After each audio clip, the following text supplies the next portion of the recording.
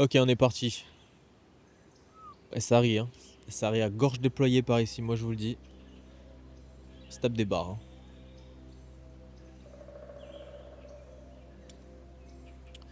Alors, nouvelle vidéo, nouveau sujet aujourd'hui. Qu'est-ce que je vais aborder?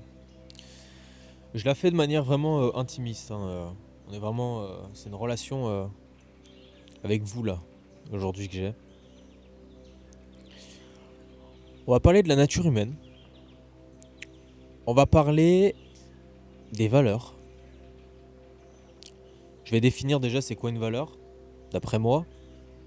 Parce que la sémantique a du sens, hein, on est d'accord. Mais voilà, la définition du mot, le ressenti qu'on met dessus, il est subjectif, hein. On parle la même langue, mais pas le même langage. C'est ça que je veux dire. Alors, on va commencer par, pour moi, c'est quoi une valeur? Une valeur, c'est un important. Une valeur, ça peut être un besoin,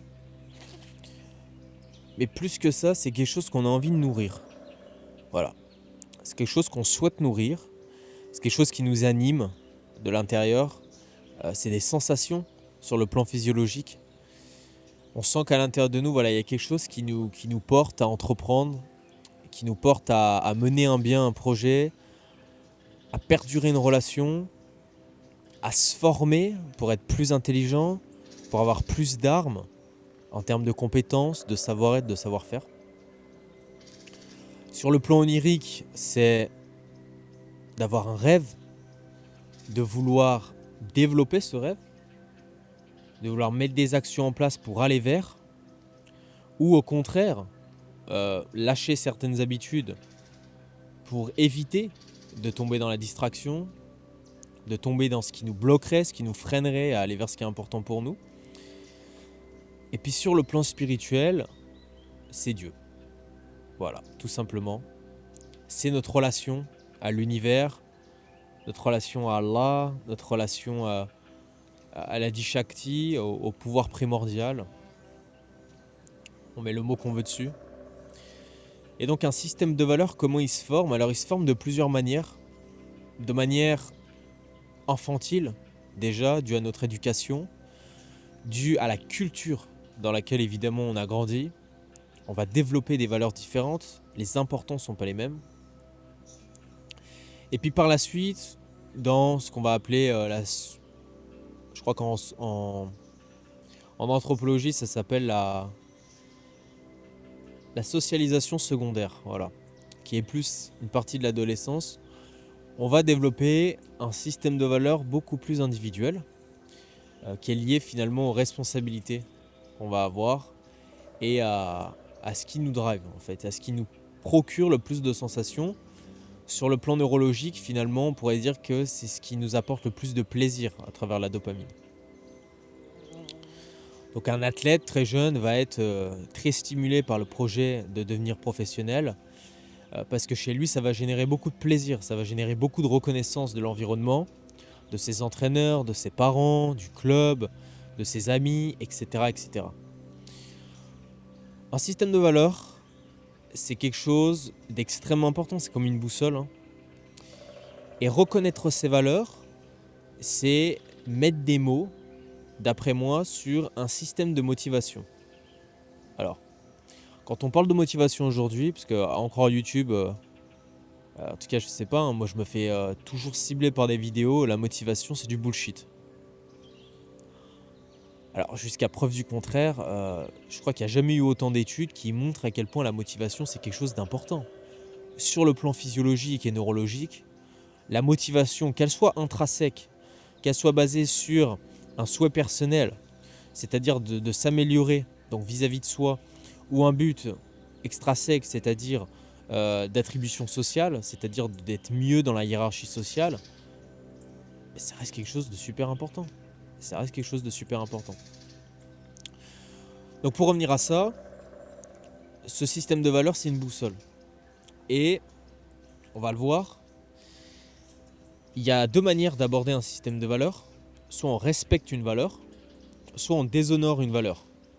Donc en Gestalt thérapie de Fritz Perls, on pourrait dire, soit on va de plus en plus dans la reconnaissance de ses besoins personnels, soit au contraire, on va de plus en plus dans l'inhibition de ses besoins personnels. Soit on est proactif, donc soit on va vers, on poursuit finalement ses besoins, du coup on devient plus entreprenant, plus responsable, on développe plus de leadership, ou au contraire on devient réactif par rapport à soi-même et l'environnement, et dans ces cas-là on rentre dans des phases de suradaptation, d'agitation, et éventuellement d'inhibition des sens, c'est-à-dire on se coupe complètement finalement de ce qu'on ressent, de l'environnement, voire même on va aller jusqu'à le détruire.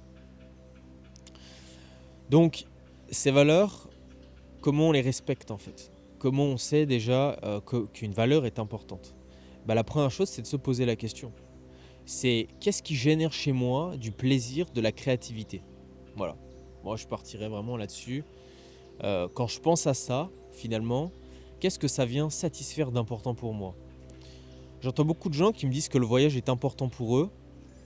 Et pour être tout à fait honnête, pour moi, une valeur, elle est prioritaire. C'est-à-dire que si une valeur est importante pour toi, moi par exemple, à travers le voyage, je viens énormément nourrir cette valeur de découverte. Et elle est très importante pour moi. Je suis très curieux et très dans l'entrain de découvrir l'autre depuis que je suis petit. Donc moi, c'est quelque chose qui s'est ancré très tôt dans la petite enfance. Je posais des questions à ma mère, surtout la cosmologie, philo. Je pourrais rester devant des photos du Tibet pendant des heures. Donc cette curiosité finalement de connaître l'autre, pour moi, c'est une valeur intrinsèquement qui est importante. Et je le sais, je la reconnais, je l'ai vécue, et c'est une sensation qui, quand je voyage, m'apporte des indicateurs que je suis en train de nourrir quelque chose de plus en plus important. Et je vois beaucoup de gens qui me disent le voyage c'est important, pourtant ils n'ont jamais voyagé. Et du coup, il y a une deuxième question, c'est l'argent par exemple. Je suis désolé, hein. Je vais faire mon avocat du diable. T'as pas besoin d'argent aujourd'hui pour voyager. Je veux dire, même en étant, je te parle pas d'être dépendant des autres, je te parle d'être indépendant. Si voyager pour toi c'est une priorité dans ta vie, t'as pas besoin de beaucoup d'argent. Tu peux travailler 3-4 mois, surtout si tu es dans un pays occidentalisé, que tu as du confort, et après partir en voyage. Par contre, ça veut dire qu'évidemment, tu vas pas avoir les conditions de confort, les conditions de vie que tu as dans ton pays d'origine. Il va falloir que tu fasses des sacrifices. Mais le principe d'une valeur, c'est ça. Choisir, c'est renoncer. Si tu choisis que cette valeur elle est importante pour toi, c'est-à-dire que tu vas renoncer à ton besoin de confort. Tu vas renoncer peut-être à ton besoin physique de te sentir dans des conditions optimum. Donc ça, c'est la reconnaissance du besoin. Et cette reconnaissance du besoin, elle est soit conditionnelle, c'est-à-dire, voilà, cette valeur est importante si, Donc, par exemple, on va reprendre le fait de voyager. Pour moi, le fait de voyager, c'est important pour moi, c'est primordial. Ça vient nourrir mon être. Si je sens que j'ai un confort matériel. Ou alors que j'arrive sur place et que je connais quelqu'un. Voilà, donc ça vient nourrir un besoin qui est conditionnel, c'est une valeur qui est conditionnelle. Inconditionnel, c'est l'amour. L'amour, par exemple, alors l'amour, elle peut être conditionnelle dans une relation de couple. Avec des enfants, par exemple, elle est inconditionnelle. On va donner sans compter de son être, sans attendre un retour de l'enfant. De manière saine, attention, parce qu'on peut aller dans des archétypes psychologiques, narcissiques, où le fait de nourrir le besoin de l'autre, ça devient une façon de se valoriser ou d'attirer finalement de l'attention, quoi. Donc ça vient nourrir pour moi un besoin plutôt malsain. Donc c'est comme ça qu'on reconnaît un système de valeurs. Et finalement on se rend compte que quand on déshonore une valeur, on va se suradapter de plus en plus. Et les sensations, elles vont pas tarder à se faire venir, hein. On va devenir, on va rentrer dans des émotions qui sont plutôt négatives, plutôt hypotoniques, en frustration. Et ces frustrations, elles vont se manifester par des comportements passifs-agressifs, par des réflexions, par de la critique, etc., etc. Et finalement, est-ce que c'est pas le mot MAUX du monde dans lequel on vit actuellement? Le fait qu'on a des gens qui justement soient de plus en plus frustrés. Parce que la mondialisation, ça te montre tout ce qui est possible de faire. Mais encore une fois, tout ce qui est possible de faire, c'est pas forcément ce qui est souhaitable pour l'individu. C'est pas parce que c'est possible qu'il faut que tu le fasses. C'est-à-dire que si ça répond pas à quelque chose de fondamentalement important pour toi, fais-le pas. Si tu vois Santorin en Grèce et que t'en as rien à battre, désolé du terme, mais d'aller sur une île, et que tu le fais parce que ça a l'air fun, parce que tu vois que tout le monde le fait et que voilà, tu as une petite sensation émotionnelle qui vient, qui surgit, mais tu n'en as pas plus envie que ça, c'est un caprice. C'est ce qu'on appelle une lubie d'ailleurs, c'est pas un rêve. Ça va pas nourrir, c'est une lubie, donc c'est illusionnel. Donc ça, c'est important de le reconnaître. C'est important de le reconnaître encore plus aujourd'hui parce que le temps, il est précieux. Il y a de plus en plus de mayas, d'illusions, de distractions qui nous poussent à aller vers des choses qui ne viennent pas nourrir notre système de valeurs. C'est comme si dans une vie, on voulait vivre 1000 vies. C'est comme si dans une vie, on voulait vivre 1000 vies. Ben, ça, c'est pas possible fondamentalement. Je veux dire, choisir, c'est renoncer. Donc le meilleur moyen d'être aiguisé en termes de développement humain, c'est de comprendre qu'est-ce que ça vient nourrir chez moi. Qu'est-ce que ce voyage, ça vient nourrir sur le plan physique? Qu'est-ce que ça vient nourrir sur le plan intellectuel? Autrement dit, comment je vais me sentir évoluer? Est-ce que c'est en apprenant la langue? Est-ce que c'est en apprenant une nouvelle compétence? Est-ce que c'est au contact des gens peut-être? C'est-à-dire peut-être ils ont des manières de faire différentes dans leur pays sur mon métier, mon job.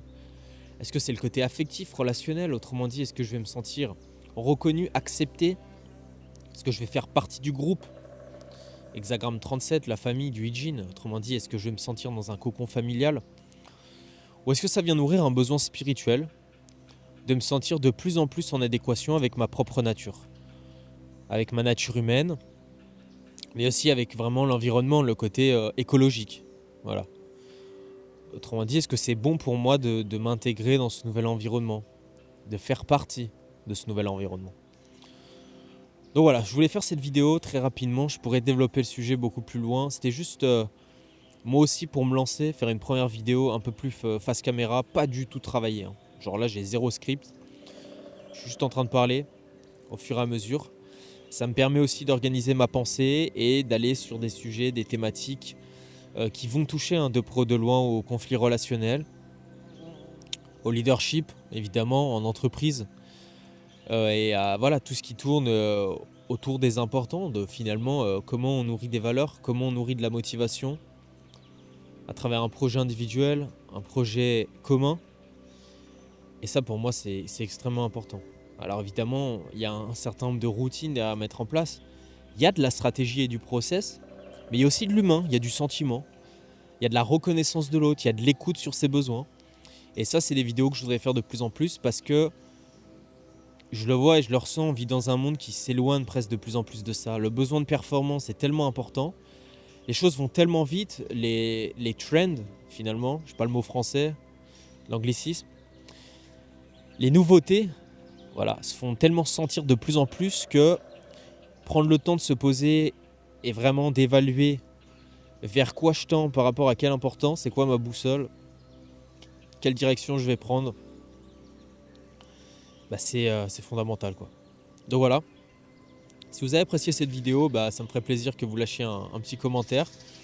Et puis je ferai de plus en plus de ce genre de vidéos.